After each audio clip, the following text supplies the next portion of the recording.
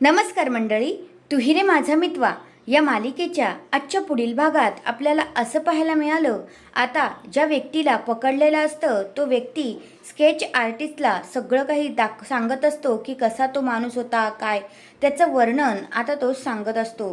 तेवढ्यातच आता पूर्णपणे स्केच तयार झालेली असते आणि तो बोलतो की हाच तो व्यक्ती होता। आणि मग आता अर्णव इथे त्याच्या काकांना ओळखतो आणि म्हणतो, हे तर माझे उदयकांत काका आहेत। आणि मग आता इकडे समजायला वेळ लागलेली नसते की उदय काकांनीच हे सगळं काही केलेलं आहे। मग आता ती स्केच घेऊन ते लोक घरी जातात आणि घरच्या सगळ्यांना दाखवत असतात।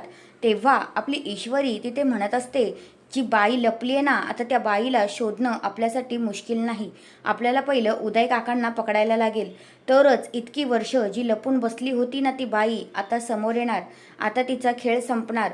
बस झाला, आता तिने भरपूर त्रास दिला आणि हो, आता माझ्या आई वडिलांचा जो दोष आहे तो पण आता दूर होईल, असं ईश्वरी म्हणत असते। आणि म्हणत असते, उदय काकांना पहिलं आपल्याला गाठायला पाहिजे, मग ती लपून बसली ती बाई आपल्याला नक्की भेटेल।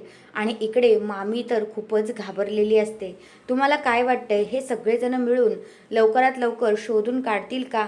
ते मला कमेंट करून नक्कीच सांगा। धन्यवाद।